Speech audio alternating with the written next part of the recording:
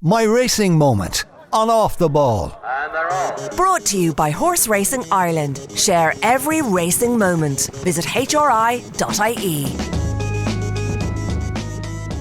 You had a good weekend last weekend. Yeah, it was a great weekend now. What was it actually like in the build-up to the whole?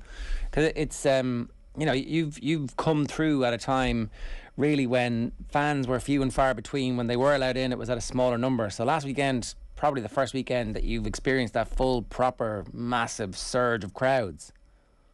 Yeah, for any claimer really to have a ride at the Dublin Racing Festival is a great thrill. I say then to see Declarations on Friday morning to be on such a nice horse was even better again. So when did you realise? So Birchdale is the horse you were on, and it won, and we'll talk about the race in a moment itself. But when did you get the nod that you were being considered for the ride? Because it's the first time I think you've ridden Birchdale, is it?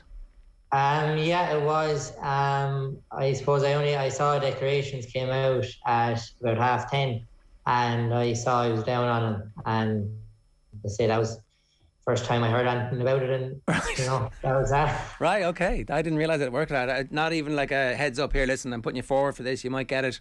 Just check the declarations there.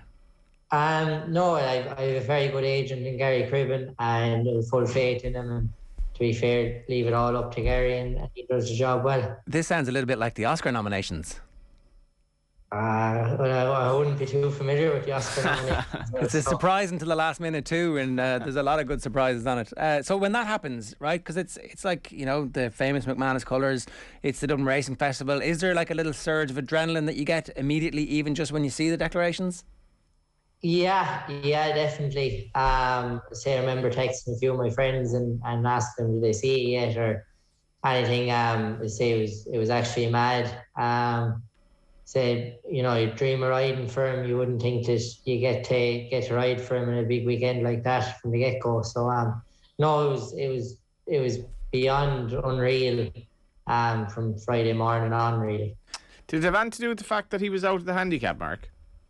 Yeah, I suppose for £4 out of a handicap, I suppose it made sense then to claim 7 off of him. Look, it didn't seem to matter to him. I'd say, look, it was grand. You had 43 rides over fences before that. How did the winner not come? You had a lot of placed runners.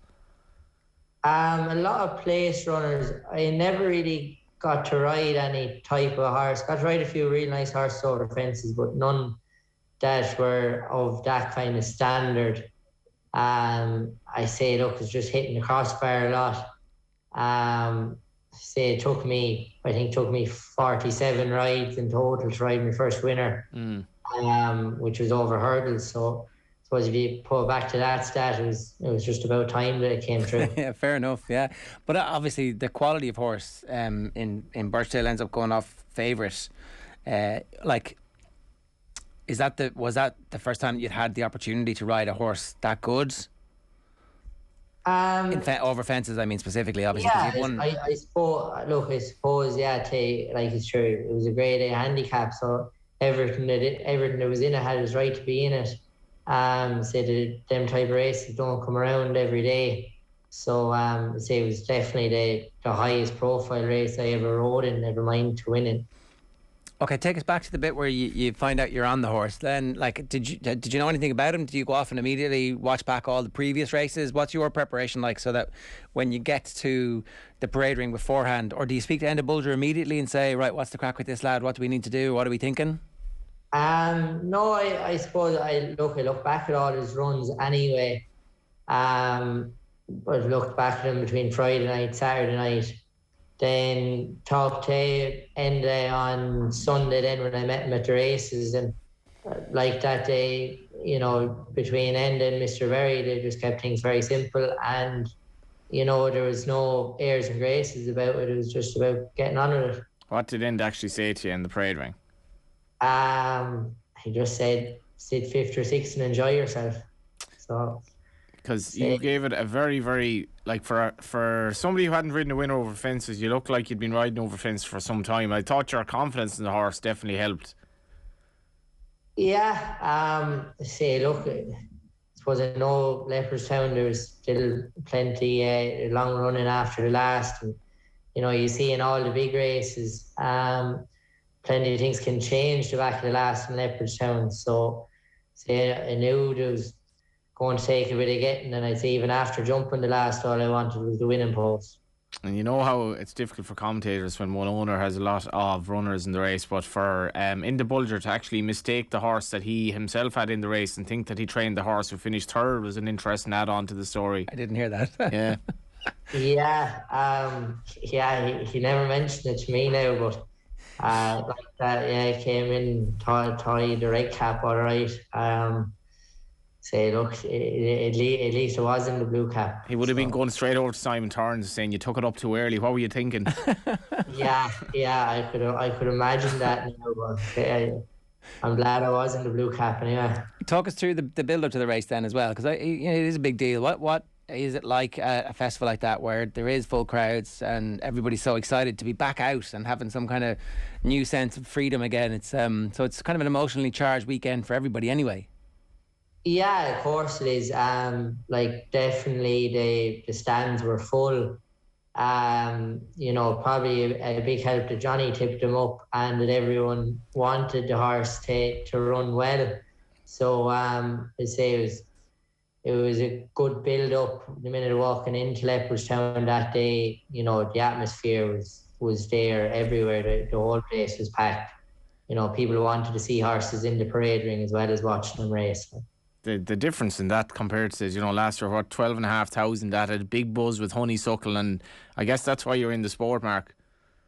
Yeah, of course. You dream of days like last Sunday, and that's when you're growing up there. They're the days you always think that, you'd love to be riding there, you'd love to be winning there. So, for it all to come along, it's just great. And did it make it different in terms of your preparation? Did you need to consider how you would feel? Was there visualisation involved, or were you like, actually, I'm just going to see what happens, take it as it comes? No, I kind of see what happens. When I get to the races every day, I always go out, give the track a jog, come in then and just get changed. I kind of have my own routine, and they say it was just from walking in, it was just doing the normal routine and just treating it like a normal day at the races. Now, it helped that there was an atmosphere there, and I was a little bit more excited to be riding on a day like that day, but just keeping the head to was also very important. Yeah, no doubt. We might talk to you about how you go about that in a couple of minutes' time, but we have a new slot. It's called My Racing Moment, and it's brought to you by Horse Racing Ireland. Share every racing moment. Visit hri.ie or follow Horse Racing Ireland on social media. It's obvious that your win at Leopardstown is like a career high, but are there other moments in your career previous to this? Like, I'm thinking about your dad had a horse that you won on.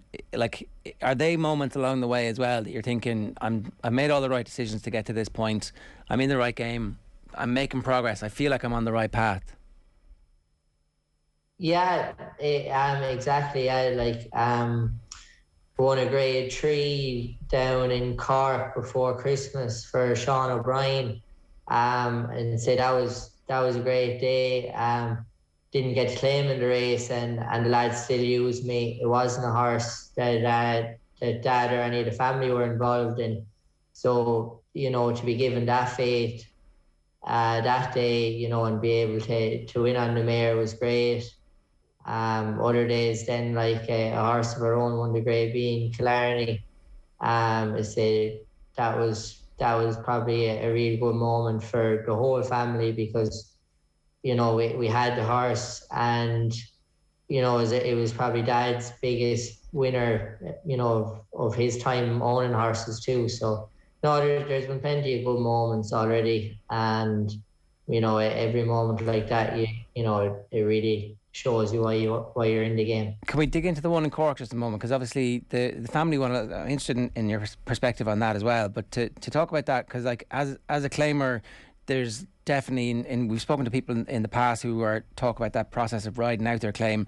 There's just a nagging doubt until you make it and you ride out your claim fully, and you're just always being booked for races that people are just interested in you for the claim. And when you actually start winning without it, I suspect that's the bit where your self-confidence comes to the point where you're like, yeah, this is all going to be fine. Everything's going to be okay. Yeah, exactly. Especially to still have a £7 claim and to be put into the hat for a race like that. It is great. And why do you think it happened, Mark? What do you think that people are seeing in you, that they're backing you, and what confidence does that give you? Well, look, it gives me plenty of confidence, but at the same time, I have to kind of, keep level about it all. Just keep working hard. Don't change anything once it's going all right. And you could run away with yourself a bit, but not in this game. You have to keep a level head about it. And although it's great that people are giving me opportunities and everything, but it's about trying to keep them opportunities. My racing moment on Off the Ball. And they're off. Brought to you by Horse Racing Ireland. Share every racing moment. Visit hri.ie.